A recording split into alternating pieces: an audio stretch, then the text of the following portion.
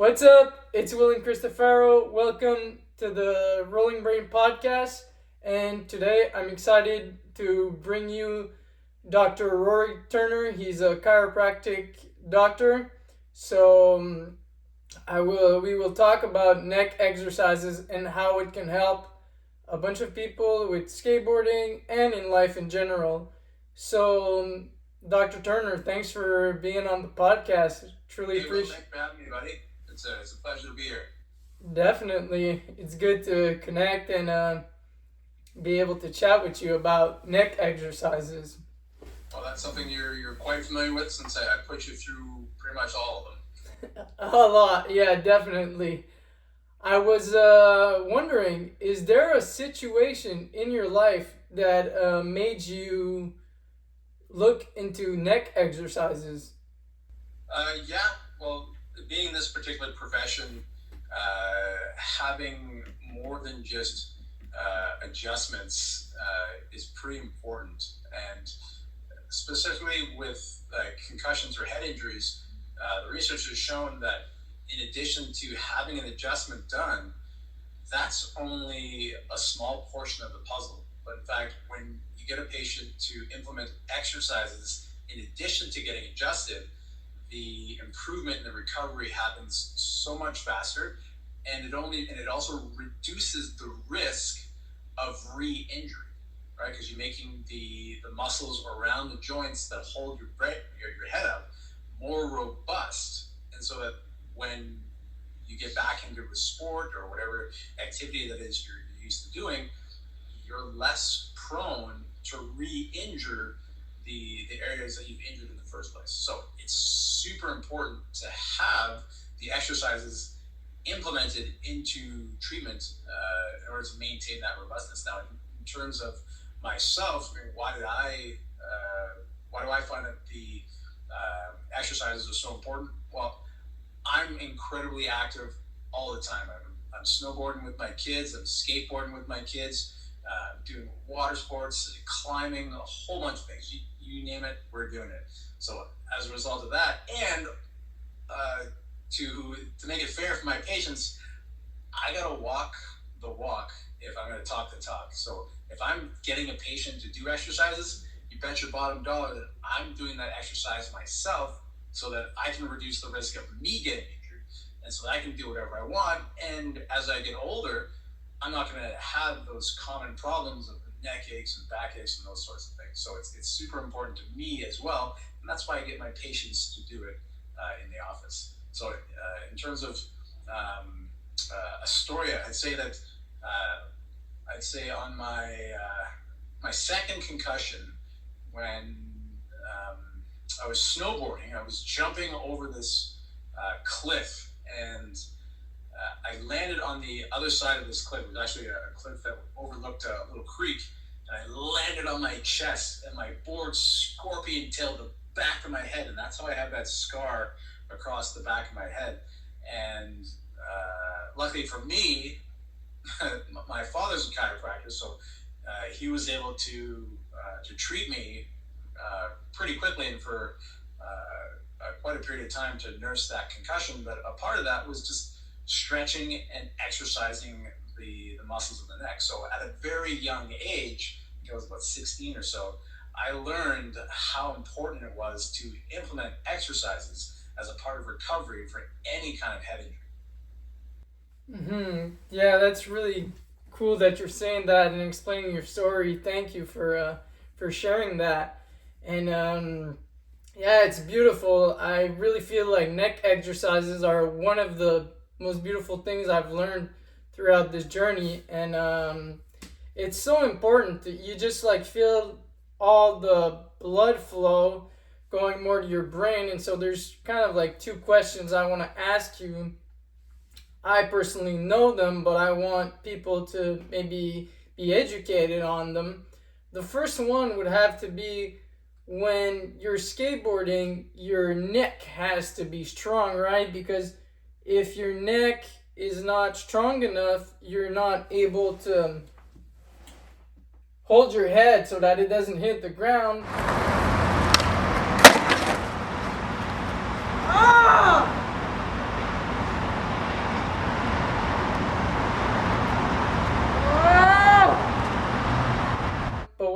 recognized with doing the exercises is that when my head was about to go to the ground, I was able to bring it back.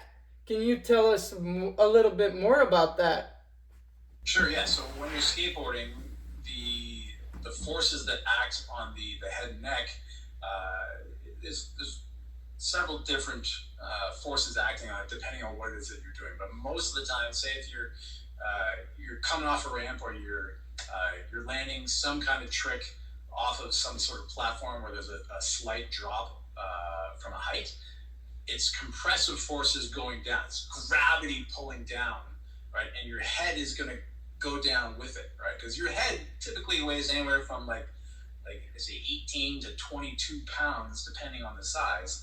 And that's a lot of force that the neck has to take with any kind of force, right? So with dropping down, as your head kind of bobbles like that, the neck turns or curves into flexion, and the muscles at the back of the neck have to oppose that force so your head literally doesn't fall off. So implementing exercises to make the back of the neck more robust to oppose that force pulling forward is a great way to kind of counter the forces that you're going to experience skateboarding from any drop or from any sort of vert that you're going to take part in on board. Yeah, definitely. It's definitely one to have in the books.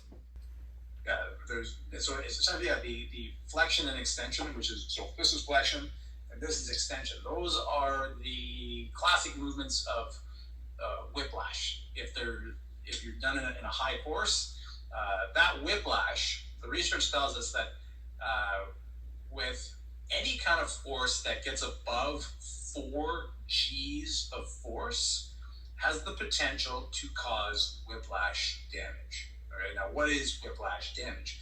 The joint, say that the joint moves like this. Right? These are the two bones, there's two sides of the bones that glide on each other to create movement in the spine. And you have two joints on either side of each level going all the way through the spine.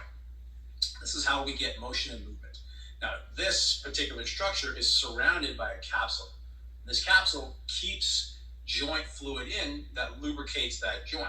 Now, when those forces act on those joints, sometimes the joint can get restricted, and then that capsule will get irritated, and it's going to produce even more fluid to protect the joint.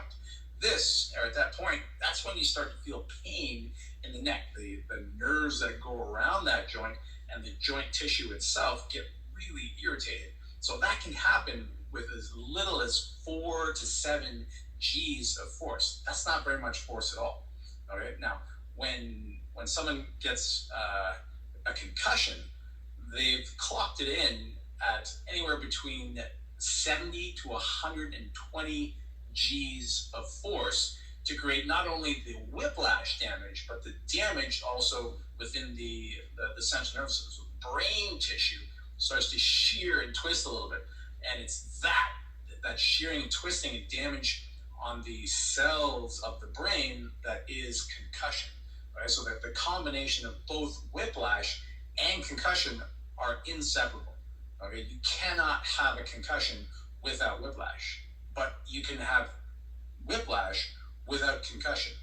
This is where it gets a little kind of hazy, simply because the symptoms associated with whiplash are identical to that of concussion. Okay, so it's not always prudent to jump right on the concussion bandwagon just because you have all these symptoms. It could very well easily be a case of whiplash, and the recovery of which is far faster than that of concussion, depending on the severity. All right, so it's really important to make that distinction between the two. But in terms of skating and just taking that brunt of force from landing or going off the bowl or taking a spill or whatnot, the majority of the time, the forces that you're going to experience, specifically at the head and neck, are whiplash forces, which can easily be corrected with simple stretching, chiropractic adjustments, and of course, exercise. And so with someone that has kind of a whiplash and feels they're off, or they feel like they've had a concussion, but they have more like whiplash symptoms, or yeah, even they feel off, they feel like they have a concussion symptoms. How much does an adjustment, for me personally, I know, and I've told people this before, and it's like really helped them out. Sometimes it's only putting just those bones back together, and all the blood flow goes back to the brain, and you're like a whole new person. What would you have to say on that? Yeah, so it's a pretty common obstacle or hurdle for most people to get the adjustment. Specifically, if you haven't ever been adjusted before, it's a whole different concept, and depending on who you're going to, it is incredibly safe. The research supports it to the nth degree, and it's old dinosaur rhetoric that opposes that. So essentially, the current research displays the risk associated to that particular type of treatment, and it's incredibly low. They say the current research is saying that somewhere in between 1 and over 100,000 neck adjustments may result in an adverse event, in which case the adverse event that they're worried about is the risk of stroke. And the majority of the time, or that 1 in over 100,000, they're talking about that one person who is already displaying signs and symptoms of a stroke going to get adjusted and then making it worse. Okay, so if someone's not showing or displaying any signs and symptoms of a stroke in progress, getting adjusted is absolutely fine. However, if someone is displaying those signs and symptoms, one does not get adjusted. Okay, so the risk of a neck manipulation is incredibly low. Not to mention, if you have someone who is skilled enough to walk you through it, it doesn't require a lot of force, right? The scariest thing is not necessarily the sound, but rather it's relinquishing control to the person who has their hands, or your head in their hands, and they've controlled your neck and head motion for an instant. That is what is the most difficult thing to get over. It's just that relinquishing of control to somebody else who's got your head. All right. Once you get over that, it's smooth sailing. It's super simple. It's very easy. And like I said, it doesn't take a tremendous amount of force. It can be rather gentle. It's just the sound that it makes, because it's between your ears, seems much louder than it actually is, right? But understanding that what that sound is super important. And as I explained to a lot of my patients as to where that sound comes from, and that it's not the indication of something bad happening, but rather it's a release of pressure from that joint capsule that keeps the fluid and lubricates that joint. It's that fluid between the joint sides that makes the sound. It's called a cavitation. Okay, so that fluid changes from a liquid to a gas back to a liquid again. Okay, and that's where the sound comes from. So there's no bones that touch or break. There's no cartilage that snaps, and there's no muscles that tear. It is simply a change of state within the joint fluid that creates the sound. But the overarching purpose of an adjustment is simply to create full range of motion in a joint or joints, depending on what you're adjusting, right? And that's the magic right there. With that restoration of full range of motion, the joint moves in its relatively pain-free state. The muscles that cross the joint, they go, and the nerves that cross that joint, they go, the blood flow that courses through the spine up to the brain is no longer being interfered with, so that the brain tissue can get as much oxygen and blood that it needs to function properly. And this is why, after an adjustment, things start to change. The brain starts to function normally. The pain starts to go away. Your range of motion comes back to normal. And then when you implement exercises in addition to that, like it just expedites that recovery so much faster. Mm-hmm. And would you and that's beautiful. And would you say that people who how would you describe, because I have this last question, like this question that I ask people at the end of the podcast, but I'll ask it right now. So how would you explain someone who's unadjusted, and how would you explain someone who is adjusted? What would a rolling brain mean to you if a person's unadjusted and a person's adjusted? What would be the difference? If you understand my question? So you're saying that what's the difference between someone who's never been adjusted before and someone who gets adjusted on a regular basis? No, so I would say like what does a rolling brain mean to you in terms of like yeah, what does it mean? Like, is it working? Is it not working? But I would have to ask you on a level where it's like, if someone's unadjusted, how can their brain work in a certain way, and how, if the person is adjusted, how can their brains work in another way? If that makes sense. Right. So for the rolling brain, like to me that's going to mean that the function of the brain is its at its optimal state, so that your capacity to think clearly, to control your body, and to have the systems of your body work normally and naturally, is at its optimal level. Now, someone who is adjusted or gets adjusted on a regular basis is going to have a lot more access to that functionality. So you're going to be able to think more clearly. Your brain's control of the nerves coming from your central nervous system going to your arms, your legs, your internal organs, is going to have a whole lot more of a clear signal to be able to control them a whole lot better. Whereas on the other side of the spectrum, if someone is not well adjusted, the brain's capacity to control the limbs and the brain goes down. And as you increase or compound that those restrictions within the joints all throughout the body, more of those joint restrictions you have, the more of the pain, irritation, and lack of control that the body's going to be able to exert on the body. And this essentially leads to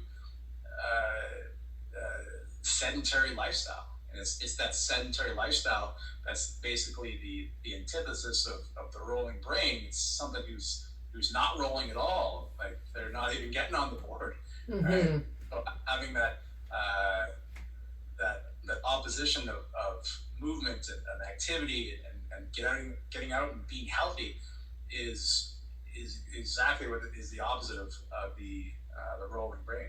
So having a well-adjusted body is pivotal in getting out there and just having that drive to be your best, specifically on the board, and trying new tricks and pushing yourself and understanding that the body is malleable, and that the more you push yourself, the more you grow. And denying that is just going to take you in the opposite direction, in a place where you don't get to have much fun. You don't get to see the world. You don't get to try new things and push yourself to those limits that you feel that you've achieved something. So I think that's the definition of that rolling brain is the height of achievement, and not letting yourself be restricted simply by something as mundane as a joint restriction in the neck. It just starts there and it compounds. So if you can get rid of that by getting adjusted and completing the neck exercises, then you're going to enjoy your ride for sure. Definitely, it's cool to have both sides, because it's definitely what I feel like. There's so many things that are so simple into like just understanding a certain posture, if you want, right? If the neck's not adjusted, then the brain's rolling in another way. And if the brain's rolling in a more positive way, you're more aligned, right? So, and you're able to function better and do more stuff. So yeah, that was a great definition. Perfect. Yeah. Like for a lot of patients, like I try to encourage them to well, A, to do their exercises, and B, if they have trouble either remembering what we've gone over, or if they want to go to the next level, I put together a video. It's a course, an online course for patients to be able to complete these neck exercises, and I spread the course over a 5-week program, and it teaches them how to stretch, mobility exercises, stability exercises, and then strengthening exercises to be able to maintain that robustness in the neck so that they can do anything they want to do and not be sidelined by headaches, neck pain, and having essentially a poor understanding as to where their body is in space. It's that which is a huge issue, specifically with any sport that revolves around like fast-paced movement and having a whereabouts of what your body is doing.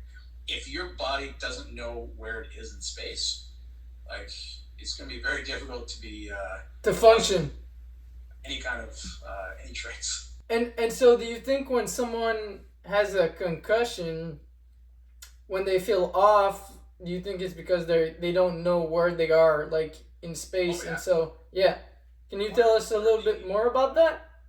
Part of the sequelae of symptoms associated with concussion is poor vestibular control, which is a word salad for the brain doesn't know where the body is in space. And so when the information coming from some of the nerves isn't the same as the information coming from the eyes, and isn't the same as the information coming from the inner ear, the brain doesn't know what's what. And it's the result of that mixed signals that confuses the brain, and we get dizzy, we get nauseous, we sometimes get stuck with our heads sticking out forward, which is called antalgia, and all of this stress really affects the motor nervous system and the brain in and of itself. And this is why we're lethargic, we're tired, we don't look good, we don't sound good. It's because our brain has no idea where we are in space, where like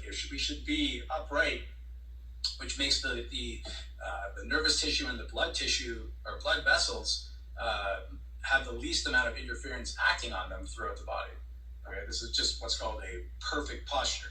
Okay, and it's that staying in that position for the majority of the time when you're doing whatever it is that you're doing that exerts the least amount of tension or stress, let's say, on the body. Okay, so it's super important for the brain to know where it is in space. So training the muscles of the neck has been shown to be effective in allowing the brain to understand where the body, where the head specifically is in space. This is why one of the things that we do in the office is exercising with the iron neck.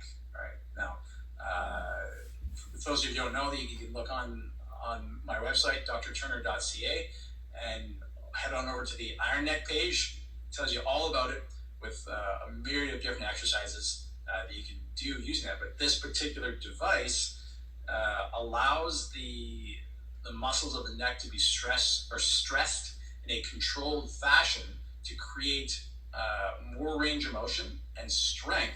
And it's in that creation of range of motion and strength that allows the nervous tissue to understand better where you are in space, how much is full range of motion, how much is restricted range of motion.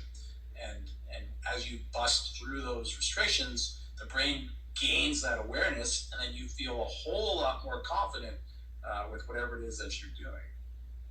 Yeah, definitely. It's definitely neck exercises are definitely with the iron neck and everything we've did. It's definitely something that has helped me out a lot, and I really recommend it to everyone to just at least know what it is, and if they want to try it, definitely, you guys can head over to Dr. Turner's page. And is your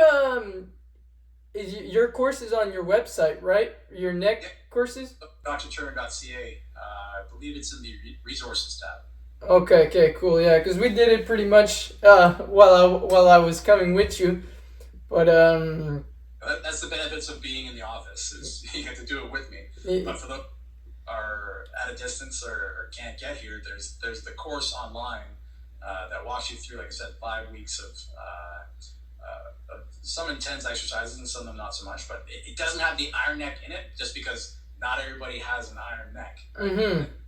Those of you who don't know what an iron neck is, it's a halo that fits onto the head, and you can pump it up to fit it properly. It should be pretty snug. And around it, you have a 360-degree swivel that's attached to a resistance band. And then you attach that resistance band to a specific height, and then you do a bunch of exercises against that resistance. And to this date, there's nothing out there that can compare or even hold a candle to the iron neck in terms of creating that dynamic movement against a resistance at all. Like, there's nothing on the market that compares to it. And is there something? I think there's something with like the joints, right? That like it's the thing is made so that your joints have like a good range, and that it's, I don't know necessarily how to explain it, but it's not like any other thing, like you're saying, because there's something that has to do with the joints not touching too much or something. Well, it's you that's creating the range of motion. It's no other, like, there's no other help in terms of recreating that range of motion. The device isn't doing it, but it's prompting you, getting you to create and achieve that full range of motion. Right? And it's done conservatively and safely under a resistance band.